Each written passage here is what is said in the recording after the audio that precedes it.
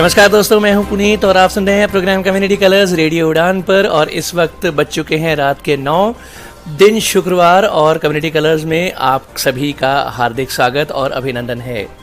Community colours एक ऐसा programme जिसमें होती हैं डिसेबिलिटी न्यूज़ और साथ ही साथ होते हैं बहुत सारी इंफॉर्मेशंस, जानकारियाँ, सूचनाएँ और बहुत से नए नए सेगमेंट्स भी।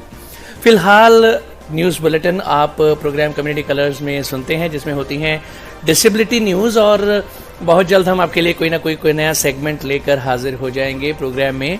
हमारा प्रोग्राम कम्युनिटी कलर्स आप बहुत पसंद करते हैं, प्रोग्राम को बहुत प्यार देते हैं, हम आपके इसके लिए तहे दिल से शुक्रगुजार हैं।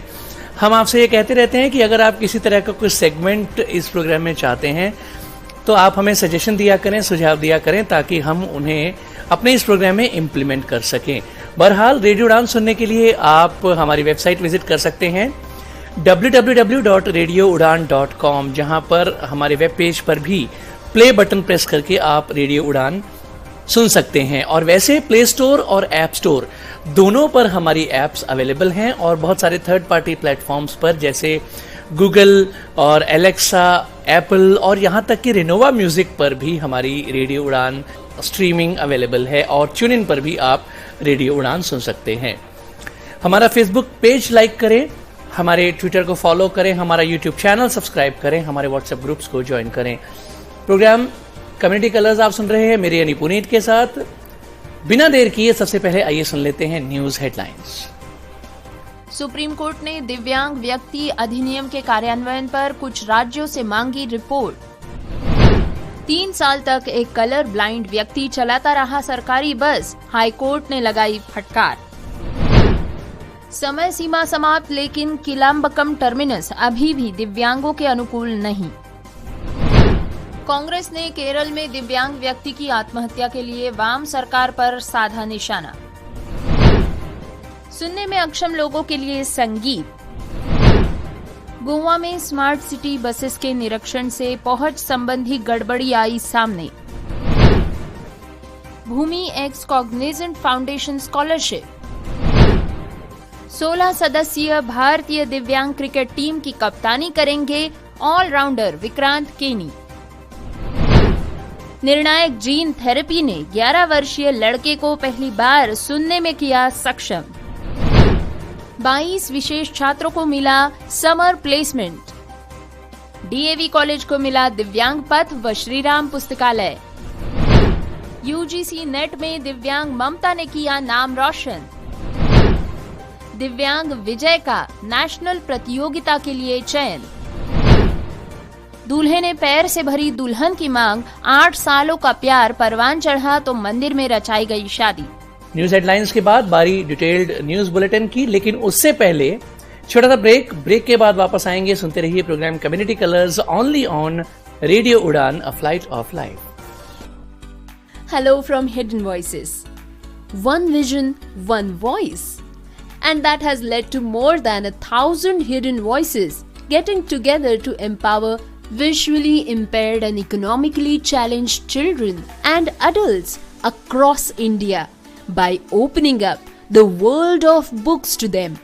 Hidden Voices is a unique reading charity founded by Miss Devi Krishna and co-founded by Miss Maitreyi Rajdev on 28th April 2019. An experienced psychotherapist and a counselor with proficiency in the diverse domains of education and human resource management, Ms. Devi has roped in volunteers from across India to read out and create audiobooks in various languages, with Mr. Sudhish P. as a partner and Ms. Cincy Thomas as its president. Hidden Voices now has a total of more than 1,500 in-house readers and is linked with many clubs from JNU, Pune and South India, which gives it more than 3,000 readers. It has volunteers as young as 5 years to as experienced as 82 years. The readers are divided into groups according to age and the language chosen.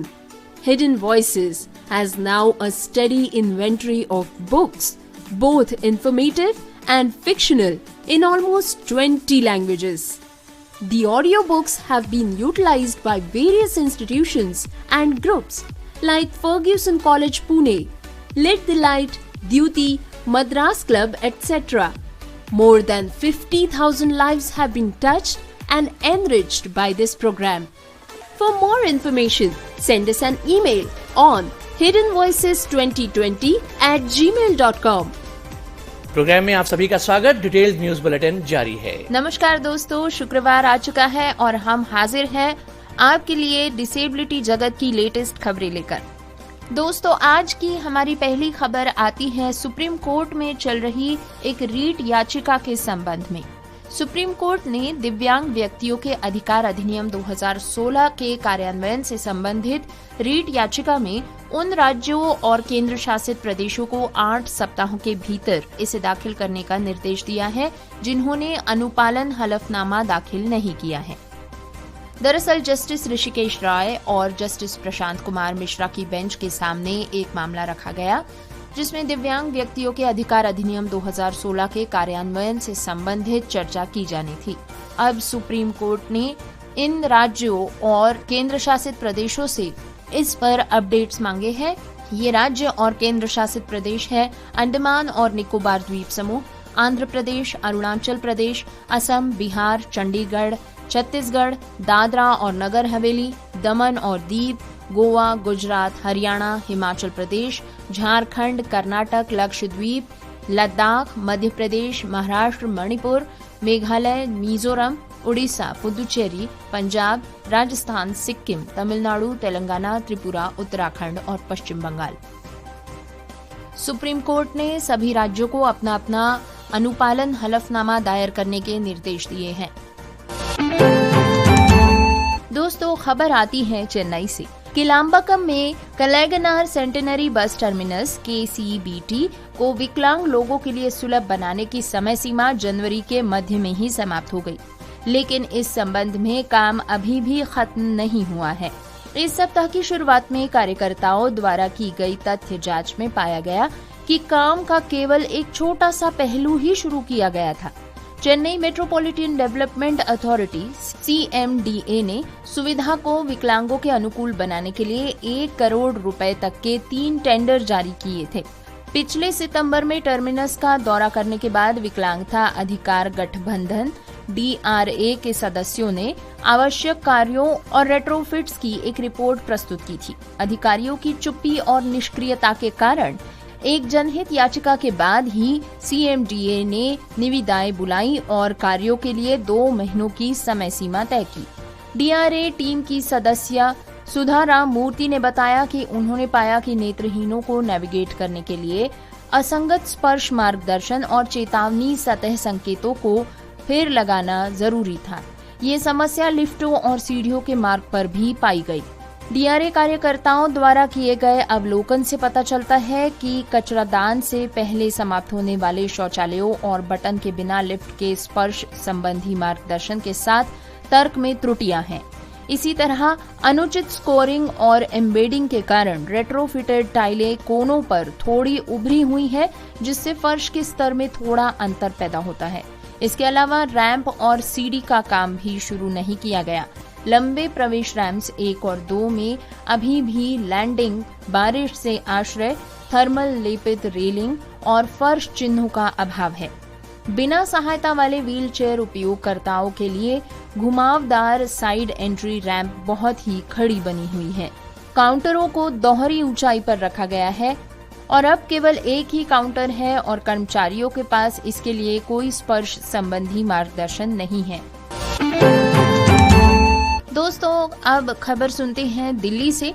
Delhi परिवहन निगम द्वारा colour blind व्यक्ति के चालक के पद पर नियुक्ति की जाने के मामले में हाईकोर्ट ने फटकार लगाई है। वहीं हाईकोर्ट ने DTC से पूछा है कि वो इस तरह की लापरवाही कैसे कर सकते हैं। दिल्ली हाईकोर्ट ने परिवहन निगम DTC की लापरवाही को लेकर जमकर फटकार लगाई। हाईकोर्ट ने DTC से पूछा कि उन्होंने ऐसे एक वर्णांध यानी कलर ब्लाइंड व्यक्ति को चालक नियुक्त कैसे कर दिया और उसे 3 साल तक बस चलाने की अनुमति दी। न्यायमूर्ति चंद्रधारी सिंह ने कहा कि मामला बेहद गंभीर है क्योंकि इसमें जन सुरक्षा शामिल है और डीटीसी की ओर से की गई लापरवाही बहुत ही निराशाजनक है। दोस्तों, आपको बता दें कि कलर ब्लाइंड व्यक्ति रंगों की पहचान नहीं कर पाते। इसमें विशेषकर हरे और लाल रंग के बीच भेद कर पाना मुश्किल होता है। न्यायमूर्ति चंद्रधारी सिंह ने मामले की खेदजनक स्थिति पर अफसोस जताते हुए डीटीसी अध्यक्ष से उचित जांच के बाद एक व्यक्तिगत हलफनामा दाखिल करने और 2008 में की गई भर्ती के लिए जिम्मेदार अधिकारी का विवरण बताने को कहा है। अदालत ने एक कलर ब्लाइंड चालक की सेवाओं से संबंधित डीटीसी की याचिका पर आदेश पारित किया, जिसे जनवरी 2011 में एक दुर्घटना के कारण बर्खास्त कर दिया गया था। अदालत ने अपने आदेश में कहा कि याचिकाकर्ता प्राधिकार को ये सुनिश्चित करने में उपयुक्त सावधानी और सतर्कता बरतनी चाहिए थी कि उसका चालक उक्त पद पर नियुक्त होने के लिए भी सभी मानकों के अनुरूप है। इसलिए ये न्यायालय अब इस तथ्य से अवगत होना चाहता है कि याचिकाकर्ता विभाग ने जन सुरक्षा पर विचार किए बिना प्रतिवादी को कैसे और किन परिस्थितियों में नियुक्त किया, क्योंकि इस तरह के कार्यों से सार्वजनिक सुरक्षा पर गंभीर प्रभाव पड़ सकता है। अदालत ने टिप्पणी करते हुए कहा कि ये बहुत ही भयावह स्थिति है। प्रतिवादी को याचिकाकर्ता विभाग में चालक के रूप में नियुक्त किया गया। 2008 में उसकी नियुक्ति की जाने के बाद से 2011 तक यानी कि 3 सालों तक विभाग की बसेस चलाने की उसे अनुमति दी गई थी। ये पूछे जाने पर कि भर्ती के समय वर्णांधता से पीड़ित एक व्यक्ति को चालक कैसे नियुक्त किया गया, तो अदालत को बताया गया कि ये गुरु नानक अस्पताल द्वारा जारी चिकित्सा प्रमाण पत्र के आधार पर किया गया था। विभाग की ओर से ये भी कहा गया कि कलर ब्लाइंडनेस से पीड़ित 100 से अधिक लोगों की नियुक्ति की गई, जिसके चलते 2013 में एक स्वतंत्र मेडिकल बोर्ड का गठन करना पड़ा था। दोस्तों, खबर सुनते हैं केरल से। पलक्कड़, केरल में विपक्षी दल कांग्रेस ने एक दिव्यांग व्यक्ति की मौत के लिए मार्क्सवादी कम्युनिस्ट पार्टी माकपा के नेतृत्व वाली वाम लोकतांत्रिक मोर्चा LDF सरकार की बुधवार को आलोचना की और आरोप लगाया कि कई महीनों तक दिव्यांगता पेंशन नहीं मिलने के कारण उन्होंने आत्महत्या कर ली। विधानसभा में विपक्ष के नेता VD सतीशन ने कोझिकोड के चक्किट्टापारा के रहने वाले दिव्यांग व्यक्ति की आत्महत्या को दुखद करार देते हुए आरोप लगाया कि केरल में लाखों लोगों को अपनी सामाजिक सुरक्षा पेंशन और अन्य लाभ नहीं मिल पा रहे हैं। उन्होंने ये पत्रकारों से कहा कि लोगों के लिए अपनी जरूरी दवाइयां खरीदना और राज्य में गरिमापूर्ण ढंग से जीवन जीना मुश्किल हो रहा है।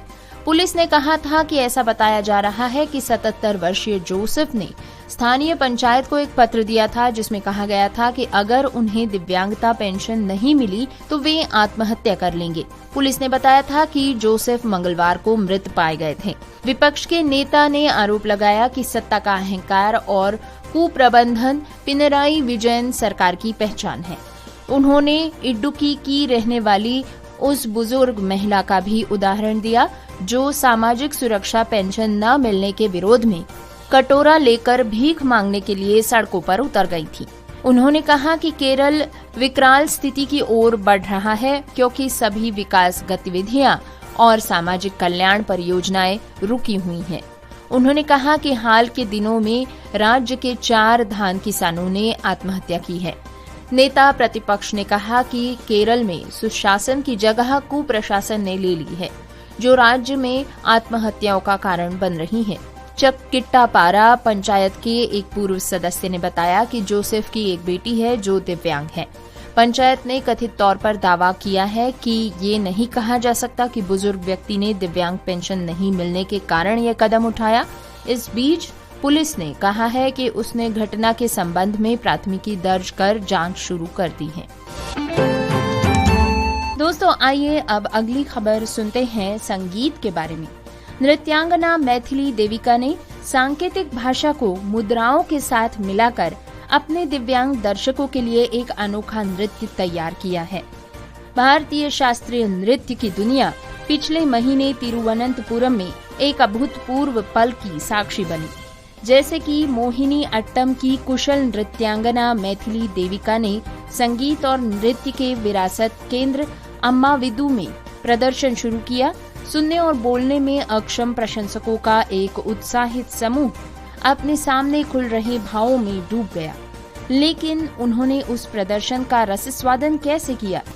दरअसल देविका ने अपने दूरदर्शी project dance philanthropy and social inclusion के तहत क्रॉस ओवर नामक प्रदर्शन के लिए भारतीय सांकेतिक भाषा को शास्त्रीय नृत्य की हस्त मुद्राओं के साथ मिला दिया। अपेक्षा अनुरूप इसे तुरंत तारीफ मिली तथा ऐसे और प्रदर्शनों की योजना भी बनाई गई है। इसके अतिरिक्त क्रॉसओवर पर आधारित एक लघु फिल्म भी जल्द ही केरल की विभिन्न जगहों पर प्रदर्शित की जाएगी। नृत्यांगना मैथिल देविका ने dance philanthropy and social inclusion नामक पहल के जरिए दिव्यांग लोगों के लिए सांकेतिक भाषा का शास्त्रीय नृत्य प्रदर्शन तैयार किया। उन्हें ये विचार कोविड लॉकडाउन के दौरान आया था, जब कोई गाने वाला उपलब्ध नहीं था। दोस्तों, अब बात करते हैं गोवा की। केटीसी अधिकारियों और स्मार्ट सिटी हितधारकों ने शुक्रवार को पणजी में स्मार्ट बस स्टॉप का निरीक्षण किया। इस निरीक्षण से पहुंच संबंधी खामियां सामने आई। शुक्रवार को हितधारकों द्वारा स्मार्ट सिटी बस सेवाओं के बुनियादी ढांचे के संयुक्त निरीक्षण के बाद पहुंच से संबंधित मुद्दे सामने आए। इंटेलिजेंट ट्रांसपोर्टेशन मैनेजमेंट सिस्टम यानी ITMS के मूल्यांकन से पता चला कि अकादमी के सामने रैंप की ढलान विकलांग व्यक्तियों और वरिष्ठ नागरिकों के लिए बहुत बड़ी समस्या बन चुकी है। दोस्तों, Kadamba transport corporation limited KTC के प्रबंधक निदेशक डेरिक परेरा ने कहा था कि समस्याओं को ठीक किया जाएगा, जिसमें विकलांग व्यक्तियों के लिए एक रैंप बनवाया जाएगा और सार्वजनिक बैठक की व्यवस्था की जाएगी। इसके बाद हम बस स्टैंड को ITMS घटकों से लैस करेंगे। दोस्तों, आपको बता दें कि पणजी में 7 मार्गों पर कुल 48 बसेस शुरू होने की उम्मीद है, जिसके लिए शहर में 36 बस स्टॉप स्थापित किए जा रहे हैं। लेकिन इसी प्राथमिक निरीक्षण में पहुंच संबंधी खामियां सामने आ गई हैं। इसी निरीक्षण के लिए यात्रा कार्यक्रम चलाया जा रहा है, जिसमें कैंपल और पोरवोरिम के चार्जिंग स्टेशनों की जांच भी शामिल है। दोस्तों, प्रोग्राम में अब बारी है भूमि एक्स कॉग्निजेंट फाउंडेशन स्कॉलरशिप के बारे में जानने की। निर्धारित वर्ष 2023-24 के लिए भूमि एक्स कॉग्निजेंट फाउंडेशन स्कॉलरशिप पेश करते हुए गुणवत्तापूर्ण शिक्षा के माध्यम से हाशिए पर रहने वाले समुदायों के वंचित छात्रों को सशक्त बनाने की एक परिवर्तनकारी पहल शुरू हो चुकी है। इसके लिए एक कार्यक्रम लिया जाएगा। कार्यक्रम की मुख्य बातें होंगी 100 वार्षिक छात्र वृत्तियों का आवंटन। इसमें स्टेम, व्यावसायिक प्रशिक्षण और स्वास्थ्य विज्ञान शामिल है। समावेशी फोकस, महिलाओं, ट्रांसजेंडर व्यक्तियों, PWD और शेल्टर होम के पूर्व छात्रों के लिए शैक्षिक अंतराल को पाटना। इसके लिए पात्रता है पारिवारिक आय 3.5 लाख रुपए प्रति वर्ष। शैक्षणिक आवश्यकता है 12वीं कक्षा में 60% मार्क्स होना। सभी NRIF और NAC एक्रेडिटेड इंस्टीट्यूशंस के प्रथम वर्ष के छात्रों को ये कोर्स करने की सलाह दी जाती है। छात्रों को इसकी अधिक जानकारी bit.ly/BSSNGO पर मिल सकेगी। दोस्तों, खबर है कि अहमदाबाद में होने वाली 5 मैचों की T20 सीरीज के लिए 16 सदस्यीय भारतीय दिव्यांग क्रिकेट टीम की कप्तानी ऑलराउंडर विक्रांत केनी करने वाले हैं। आपको बता दें कि इंग्लैंड के खिलाफ 28 जनवरी से 6 फरवरी के बीच अहमदाबाद में ये मैचेस होने जा रही हैं। विक्रांत केनी इंग्लैंड के खिलाफ T20 में भारतीय विकलांग क्रिकेट टीम का नेतृत्व करेंगे। इस श्रृंखला का आयोजन BCCI द्वारा समर्थित दिव्यांग क्रिकेट परिषद द्वारा किया जा रहा है। जम्मू कश्मीर के बल्लेबाज वसीम इकबाल को केनी का डिप्टी नियुक्त किया गया है। श्रृंखला से पहले 14 से 20 जनवरी तक नागपुर में राजस्थान रॉयल्स के हाई परफॉर्मेंस सेंटर में 1 सप्ताह का प्रशिक्षण शिविर भी आयोजित किया गया है। टीम कुछ इस प्रकार है: विक्रांत केनी कप्तान, वसीम इकबाल उप कप्तान, स्वप्निल मुंगेल, षणमुगम डी, जाफर अमीन भट्ट, राधिका प्रसाद, रविंद्र संते, योगेंद्र बी, लोकेश मारगाड़े, माजिद आह Magre, Pawan Kumar, Mohammad Sadiq, Duvvuru Akhil Reddy, Aamir Hasan, Sunny, Shiv Shankar GS। Detail news bulletin जारी है, लेकिन इससे पहले वक्त एक बार फिर एक छोटे से ब्रेक का है। ब्रेक के बाद फिर मिलेंगे। सुनते रहिए programme community colours on radio Udaan, a flight of life. Hidden voices की तरफ से आप सभी का स्वागत। Hidden voices. एक दृष्टि एक आवाज, और इसने पूरे भारत में दृष्टिबाधित और आर्थिक रूप से विकलांग बच्चों और वयस्कों को किताबों की दुनिया खोलकर सशक्त बनाने के लिए 1000 से भी अधिक छिपी हुई आवाजों को मिलाया है। 28 अप्रैल 2019 को देवी कृष्णा द्वारा स्थापित और सुश्री मैत्री राजदेव द्वारा सह संस्थापित हिडन वॉइसेस एक अद्वितीय रीडिंग चैरिटी है। देवी एक अनुभवी मनोचिकित्सक और काउंसलर है और ह्यूमन रिसोर्स मैनेजमेंट की एक दक्ष प्रबंधक है। देवी ने पूरे भारत के विभिन्न भाषाओं के स्वयंसेवकों को दृष्टिबाधितों के लिए ऑडियो किताब पढ़ने और बनाने के लिए तैयार किया है। एक भागीदार के रूप में श्री सुधीश पी और इसके अध्यक्ष के रूप में सुश्री सिंसी थॉमस के साथ हिडन वॉइसेस के अब कुल 1500 से भी अधिक इन हाउस पाठक है और ये JNU, पुणे और दक्षिण भारत स्थित कई क्लबों से जुड़ा हुआ है, जिसके चलते अब हिडन वॉइसेस के पास 3000 से भी अधिक पाठक है। इसमें सबसे छोटे पाठक 5 साल की उम्र से लेकर सबसे बड़े पाठक 82 साल के अनुभव वाले स्वयंसेवक है। पाठकों को उम्र और चुनी गई भाषा के अनुसार ग्रुप्स में बांट दिया जाता है। हिडन वॉइसेस के पास अब लगभग 20 भाषाओं में जानकारी पूर्ण और काल्पनिक दोनों ही तरह की पुस्तकों की एक सूची तैयार है। इन ऑडियो पुस्तकों का उपयोग विभिन्न संस्थानों और समूहों जैसे कि Fergusson college Pune, lit the light, Dyuti, Madras club आदि द्वारा किया गया है। इस कार्यक्रम ने 50,000 से भी अधिक लोगों की जिंदगी को समृद्ध बनाया है। अधिक जानकारी के लिए हमें ईमेल करें hiddenvoices2020@gmail.com पर। प्रोग्राम में आप सभी का स्वागत। डिटेल्ड न्यूज बुलेटिन जारी है। दोस्तों, अब खबर सुनते हैं जीन थेरेपी के बारे में। एजाम दाम एक 11 वर्षीय लड़का जो जन्म से ही सुन नहीं पाता था, अपने जन्मजात बहरेपन के इलाज के लिए जीन थेरेपी के लिए एक सफल नैदानिक परीक्षण से गुजरा। थेरेपी का उद्देश्य था उत्परिवर्तित यानी म्यूटेटेड ऑटोफर्लिन जीन को कार्यात्मक जीन से बदलना। एली लिली द्वारा समर्थित ये अभूतपूर्व अध्ययन जन्मजात बहरेपन के अन्य रूपों को लक्षित करने वाली जीन थेरेपी का मार्ग प्रशस्त कर चुका है। इस ब्रेक थ्रू जीन थेरेपी के चलते इस 11 वर्षीय लड़के को पहली बार सुनने का मौका मिला है। एजाम डैम गहन मौन की दुनिया में बड़ा हुआ। वो जन्म से ही सुन नहीं पाता था और उसने कभी कुछ नहीं सुना था। मोरक्को में एक गरीब समुदाय में रहते हुए उसने खुद को एक सांकेतिक भाषा के साथ अभिव्यक्त किया, जिसे खुद उसने आविष्कारित किया।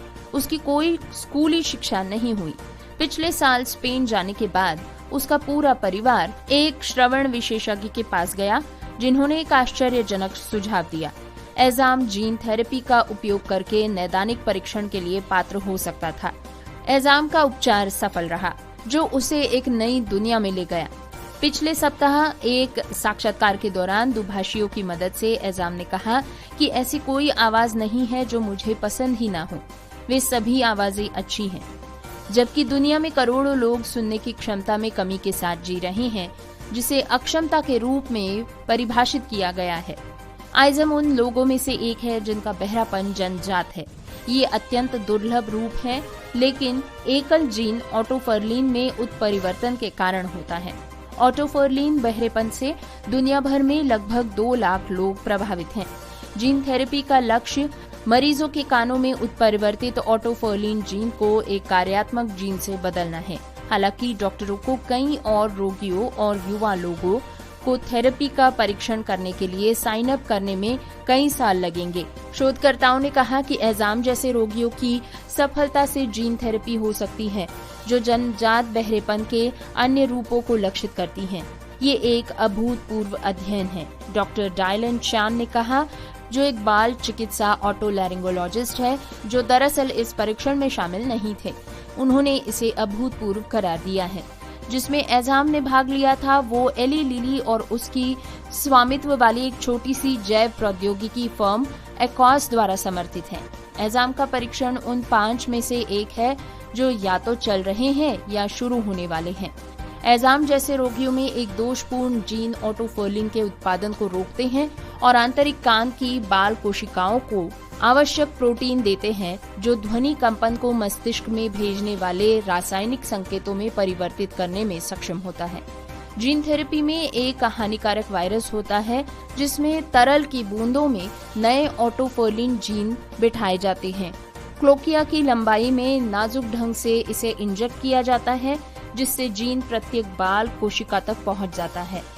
डॉक्टर ने कहा कि सफलता के बावजूद शोधकर्ताओं का मानना है कि एजाम किसी भी भाषा को समझने या बोलने में सक्षम नहीं हो सकता है। जॉन जर्मिलर एक ऑटो लैरिंगोलॉजिस्ट जिन्होंने अध्ययन का नेतृत्व किया, उन्होंने कहा कि वाणी प्राप्त करने की मस्तिष्क की खिड़की 5 साल की उम्र के आसपास बंद हो जाती है। लेकिन जब उनसे पूछा गया कि क्या कोई ऐसी ध्वनि है जो उन्हें विशेष रूप से पसंद है तो एजाम ने संकोच नहीं किया। उसने सांकेतिक भाषा में बताया, लोग। दोस्तों, खबर है बेंगलुरु से। भारतीय प्रबंधन संस्थान बेंगलोर IIMB में विकलांग व्यक्तियों की श्रेणी के सभी 22 छात्रों को हाल ही में संपन्न ग्रीष्मकालीन प्लेसमेंट के दौरान जॉब दी गई, जबकि 8 छात्रों को प्लेसमेंट के पहले सप्ताह में नौकरी मिल गई थी। अन्य 14 ने दिव्यांगों के लिए आजीविका मंच अटिपिकल एडवांटेज के सहयोग से नौकरी पाने का विकल्प चुना। मंच से जारी एक विज्ञप्ति में कहा गया है कि दृश्य हानि, श्रवण हानि, लोकोमोटर विकलांगता और न्यूरो डाइवर्सिटी वाले 26 छात्रों को IIMB और IIM त्रिची में इस सहयोग के माध्यम से पुरस्कृत रोजगार मिला। नेस्ले, फोन पे, HDFC एग्रो, Brookfield, Axis Bank, EY, Godrej Agrovet, Anarock, L point advisors, Ring Central और बाइंडवेल शीर्ष भर्तीकर्ताओं के रूप में उभरकर सामने आए। ऑटिज्म से पीड़ित IIMB के छात्र जप्पनजोत सिंह ने कहा कि नेस्ले में मेरा ग्रीष्मकालीन प्लेसमेंट मेरे लिए सिर्फ करियर की जीत नहीं है, बल्कि प्रतिस्पर्धी दुनिया में विकलांग व्यक्तियों के सामने आने वाली अनूठी चुनौतियों पर काबू पाने का एक प्रमाण भी है। IIM त्रिची में लोकोमोटर विकलांगता वाले छात्र नागाभूषण साहिल ने साझा किया कि चुनौतीपूर्ण नौकरी बाजार के बीच इस साझेदारी ने मेरे सपनों की कंपनी में संचालन भूमिका में एक स्थान हासिल करने में महत्वपूर्ण भूमिका निभाई है। अटिपिकल एडवांटेज के संस्थापक और CEO विनीत सरायवाला ने कहा कि इस सहयोग के माध्यम से हमारा लक्ष्य इस प्रतिबद्धता को बढ़ावा देना है। हम अन्य IIM के साथ चर्चा कर रहे हैं और उनके छात्रों के लिए निर्बाध प्लेसमेंट की सुविधा प्रदान करने की दिशा में काम कर रहे हैं। दोस्तों, दयानंद एंग्लो वैदिक DAV इंटर कॉलेज के विकास में सोमवार को एक और अध्याय जोड़ा गया। DM ने कॉलेज के नवनिर्मित दिव्यांग पथ और मर्यादा पुरुषोत्तम श्रीराम पुस्तकालय का लोकार्पण किया। अयोध्या में श्री राम लला के विग्रह के प्राण प्रतिष्ठा के मौके पर पिहानी चुंगी स्थित DAV इंटर कॉलेज में DM MP सिंह ने भाजपा जिलाध्यक्ष अजित सिंह बब्बन, पूर्व जिलाध्यक्ष श्री कृष्ण शास्त्री के साथ दीप प्रज्वलित कर दोनों कार्यों के शिलापट्ट का लोकार्पण किया। श्री राम पुस्तकालय में किताबों को देखा और कहा कि छात्राओं में शैक्षिक और धर्म ज्ञान की जानकारी एक साथ हो सकेगी। उन्होंने कहा कि पुस्तकालय को ऑनलाइन संचालित किया जाए। दोस्तों, राष्ट्रीय पात्रता परीक्षा UGC नेट में कई होनहारों ने बाजी मारी है। इनमें एक दिव्यांग छात्रा ने भी पहले ही प्रयास में सफलता हासिल करके सबको चौंका दिया है। राष्ट्रीय पात्रता परीक्षा UGC नेट के परीक्षा के परिणाम हाल ही में घोषित किए गए। इनमें RCA महाविद्यालय MA फाइनल की राजनीति की विज्ञान की छात्रा ममता सिंह ने पहले ही प्रयास में UGC नेट दिसंबर 2023 की परीक्षा उत्तीर्ण की है। विशेष बात यह है कि ये छात्रा 80% दिव्यांग है। साथ ही MA की परीक्षा भी ममता ने प्रथम श्रेणी में उत्तीर्ण की है।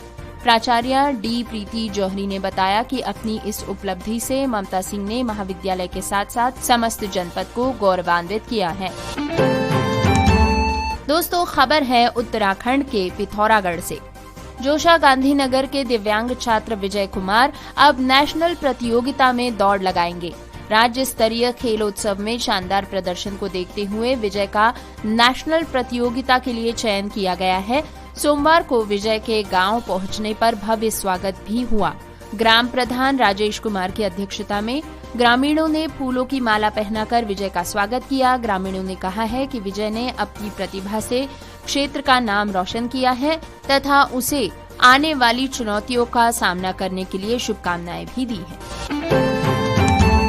दोस्तों, किसी ने सच ही कहा है, होगी प्यार की जीत। इसे एक प्रेमी युगल ने साबित कर दिखाया है। उन्होंने बिहार के प्रसिद्ध श्यामा मंदिर परिसर में अनोखी शादी रचाकर संदेश दिया है। प्यार ऐसा था कि परिवार की नाराजगी के बावजूद प्रेमिका ने प्रेमी का साथ निभाया और दूल्हा बने युवक ने पैर से प्रेमिका की मांग में सिंदूर डालकर अपना जीवन साथी बना लिया। इलाके में इस अनोखी शादी की खूब चर्चा हो रही है। दरभंगा स्थित प्रसिद्ध श्यामा माई मंदिर शादी और अन्य संस्कारों के लिए चर्चित है। मंदिर में अक्सर शादियां होती रहती हैं, लेकिन मां काली को साक्षी मानकर मंदिर में हुई इस अनोखी शादी की काफी चर्चा हो रही है। इस शादी में सबसे बड़ा कौतूहल का विषय बना वरमाला और सिंदूर। लड़के ने अपने पैर से दुल्हन के गले में माला पहनाई और मांग में सिंदूर भी भरा। ये अनोखा नजारा देखने के लिए मंदिर में भीड़ जुट गई थी। दूल्हा प्रदीप मंडल ने बताया कि लड़की उसके बड़े भाई की साली रीता कुमारी है। दोनों के बीच 8 साल से प्रेम प्रसंग चल रहा था। दोनों ने शादी करने का फैसला कर लिया था, लेकिन दोनों हाथों से दिव्यांग प्रदीप से शादी के लिए रीता के माता पिता तैयार नहीं थे।